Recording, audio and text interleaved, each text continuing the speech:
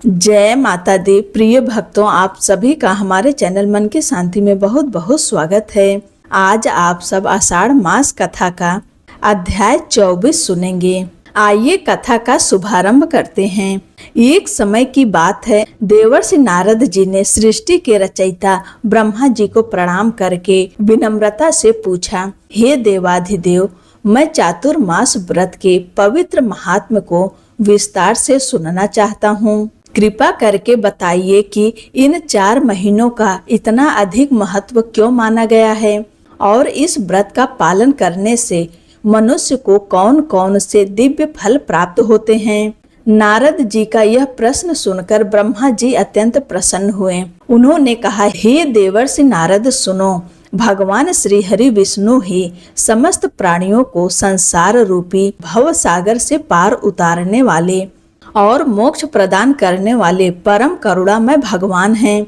उनके केवल स्मरण मात्र से ही मनुष्य के असंख्य जन्मों के पाप नष्ट होने लगते हैं। ब्रह्मा जी आगे बोले, इस संसार में मनुष्य जन्म प्राप्त करना अत्यंत दुर्लभ है। उससे भी अधिक दुर्लभ है कि किसी श्रेष्ठ और सदाचारी कुल में जन्म लेना, किंतु उससे भी कठिन है दयालु, विनम्र और धर्मपरायण स्वभाव प्राप्त करना। और यदि यह सब कुछ प्राप्त हो जाए तब भी सच्चे संतों का संग, भगवान विष्णु की निष्काम भक्ति और धर्ममय व्रतों का पालन करना अत्यंत दुर्लभ सौभाग्य है। उन्होंने कहा, जहाँ सत्संग नहीं, जहाँ भगवान विष्णु की भक्ति नहीं और जहाँ धर्म का पालन नहीं होता, वहाँ सच्चे कल्याण की प्राप्ति भी अत्यंत कठिन हो जाती है। विशेष रूप से चातुर्मास के पवित्र समय में जो मनुष्य श्रद्धा और भक्ति से भगवान श्री हरि का व्रत करता है, वह समस्त व्रतों में श्रेष्ठ फल प्राप्त करता है। ब्रह्मा जी ने आगे एक अद्भुत रहस्य बताते हुए कहा, हे नारद, चातुर्मास के आरंभ होते ही समस्त तीर्थ, दान, यज्ञ, पुण्य और देव स्थान भगवान श्री हरि विष्णु की शरण में स्थित हो जाते हैं। इसलिए जो मनुष्य इन 4 महीनों में श्रद्धा पूर्वक भगवान विष्णु को प्रणाम करता है, उसका संपूर्ण जीवन शुभ, मंगलमय और पवित्र बन जाता है। उन्होंने आगे कहा, मनुष्य जन्म और भगवान विष्णु की सच्ची भक्ति, ये दोनों ही संसार में अत्यंत दुर्लभ हैं। जो भक्त चातुर्मास के दौरान किसी पवित्र नदी में श्रद्धा और एकाग्रता के साथ स्नान करता है, वह महान सिद्धि और पुण्य का अधिकारी बन जाता है। यदि कोई व्यक्ति किसी झरने, सरोवर, तालाब या बावली में भी इस पवित्र काल में श्रद्धा से स्नान करता है, तो उसके सहस्त्रों पाप उसी क्षण नष्ट हो जाते हैं।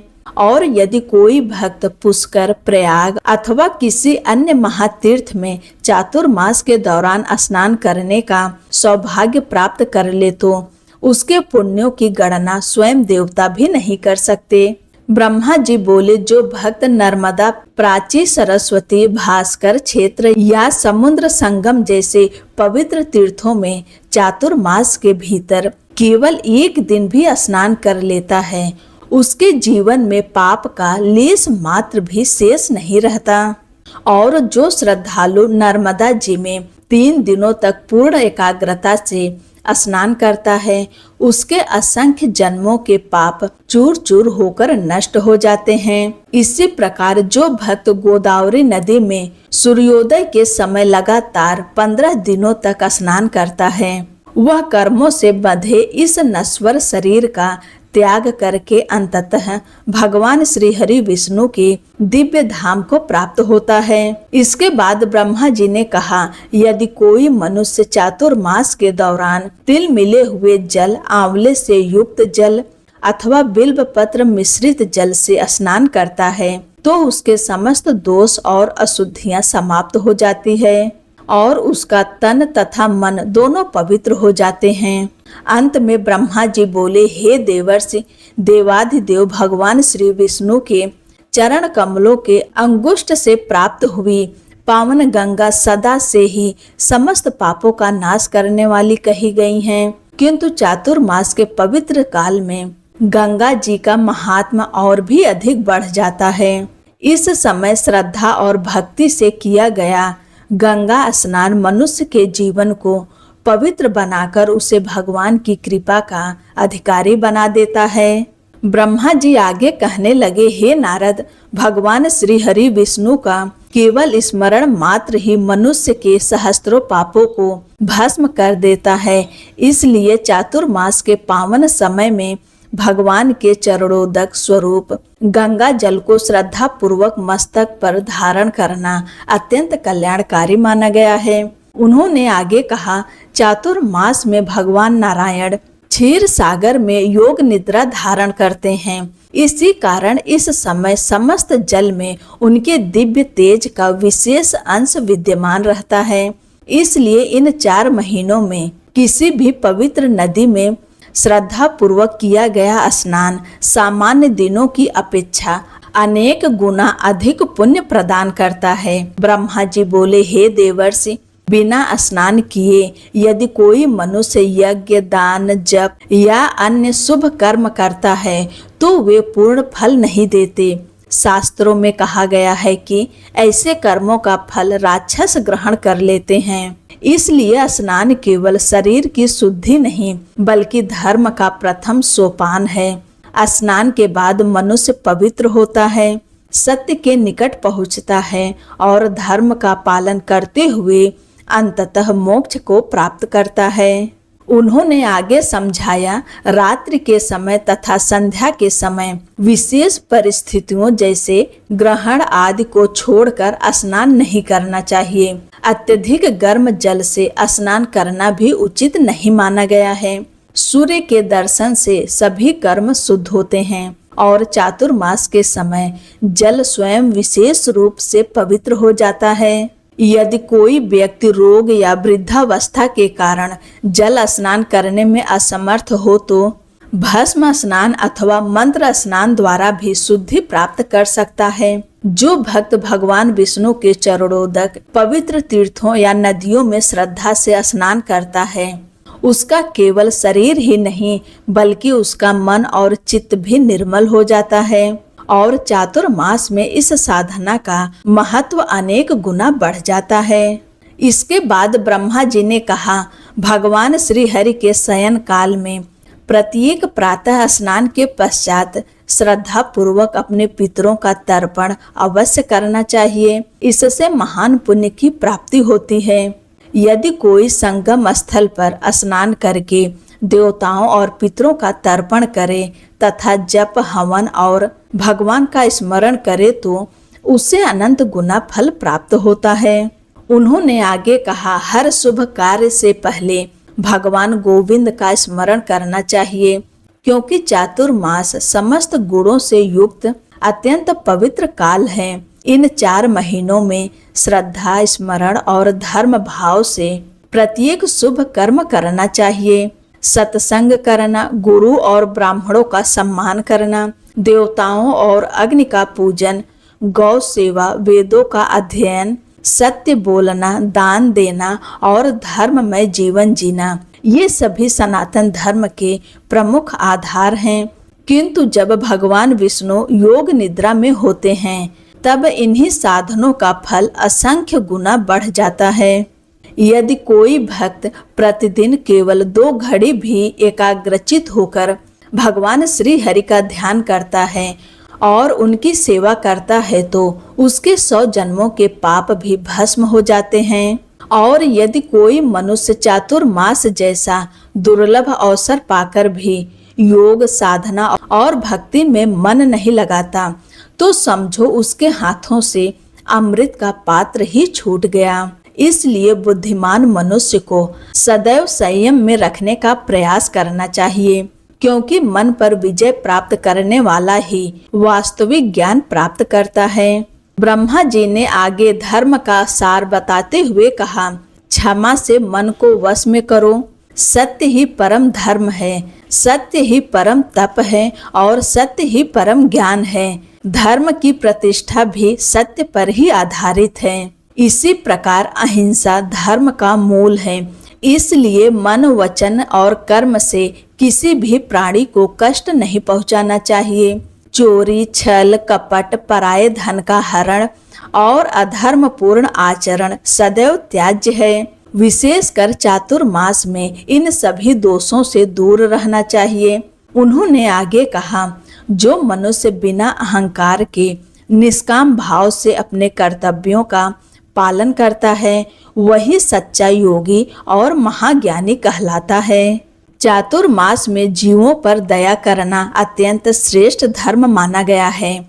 किसी भी प्राणी से द्वेष करना कभी धर्म नहीं हो सकता। ज्ञानी जन कहते हैं कि प्राणियों के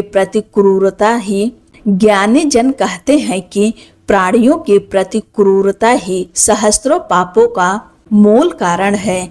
इसलिए प्रत्येक मनुष्य को सभी जीवों के प्रति करुणा और आत्मभाव रखना चाहिए। जिस धर्म में दया नहीं, वह धर्म भी अपूर्ण है। दया के बिना न ज्ञान टिकता है, न विज्ञान और न ही भगवान की कृपा प्राप्त होती है। इसके बाद ब्रह्मा जी ने दान का महत्व बताते हुए कहा, सभी धर्मों में दान को महान बताया गया है। वेदों में अन्न को ही ब्रह्म कहा गया है, क्योंकि अन्न से ही समस्त प्राणियों का जीवन चलता है। इसलिए अन्न और जल का दान सदैव करना चाहिए। जो जल का दान देता है वह स्वयं तृप्ति प्राप्त करता है, और जो अन्न दान करता है उसे अच्छे सुख और अनंत पुण्य की प्राप्ति होती है। मणि, रत्न, स्वर्ण, रजत, वस्त्र और अन्य सभी दानों से बढ़कर अन्नदान माना गया है। चातुर्मास में अन्नदान, जलदान, गौदान, प्रतिदिन वेद पाठ और अग्निहोत्र ये सभी कर्म अत्यंत महान फल प्रदान करते हैं। यदि कोई भगवान विष्णु के धाम की प्राप्ति चाहता है तो उसे इन 4 महीनों में श्रद्धा पूर्वक अन्नदान अवश्य करना चाहिए। अन्नदान से केवल मनुष्य ही नहीं, देवता भी प्रसन्न होते हैं। गुरुजनों और ब्राह्मणों को भोजन कराना, घी का दान देना और सदैव सत्कर्मों में लगे रहना, ये सभी चातुर्मास में विशेष फलदायक हैं। ब्रह्मा जी आगे बोले, सत्संग, सत्कथा का श्रवण, संतों की सेवा, भगवान विष्णु का पूजन और दान में रुचि, ये दुर्लभ पुण्य इसी पवित्र काल में विशेष रूप से फल देते हैं। जो मनुष्य अपने पितरों की तृप्ति के लिए अन्नदान करता है, वह स्वयं पापों से मुक्त होकर पितृलोक का अधिकारी बनता है। उसके दान से प्रसन्न देवता उसकी सभी शुभ इच्छाओं को पूर्ण करते हैं। अन्नदान इतना श्रेष्ठ है कि उसका न दिन में निषेध है और न रात में। जब भी अवसर मिले श्रद्धा से अन्नदान अवश्य करना चाहिए। यहाँ तक कि यदि शत्रु भी भूखा हो तो उसे भी अन्न देना चाहिए। चातुर्मास में दूध, दही और मट्ठे का दान भी महान फलदायक है। जो मनुष्य साग का दान करता है वह नरक का दर्शन नहीं करता। वस्त्र दान करने वाला प्रलय काल तक चंद्रलोक में निवास करता है। जो भक्त चंदन, अगर, धूप, फल, गौ, भूमि अथवा विद्या का दान भगवान विष्णु की प्रसन्नता के लिए करता है, वह स्वयं ही नहीं बल्कि अपने पूर्वजों का भी उद्धार कर देता है। इन 4 महीनों में अग्निहोत्र करना, वैष्णवों और ब्राह्मणों को दान देना तथा गौ माता की सेवा और पूजा करना अत्यंत आवश्यक है। दान को कभी टालना नहीं चाहिए। यह नहीं सोचना चाहिए कि कल दूंगा या फिर कभी दूंगा। जिस वस्तु को देने का संकल्प कर लिया जाए उसे तुरंत श्रद्धा से दान कर देना चाहिए, और जो वस्तु दान दे दी जाए उसे कभी वापस लेने का विचार भी नहीं करना चाहिए। अंत में ब्रह्मा जी बोले, जो मनुष्य भगवान श्री हरि के शयन काल में श्रद्धा पूर्वक ब्राह्मणों, वैष्णवों और जरूरतमंदों को दान देता है, वह अपने समस्त पापों से मुक्त होकर अपने पितरों सहित भगवान विष्णु के परम धाम को प्राप्त करता है। इसी के साथ ब्रह्मा जी ने चातुर्मास के अद्भुत महात्म का यह दिव्य वर्णन पूर्ण किया। आज की कथा यहीं पर समाप्त होती है। जय श्री हरि, राधे राधे।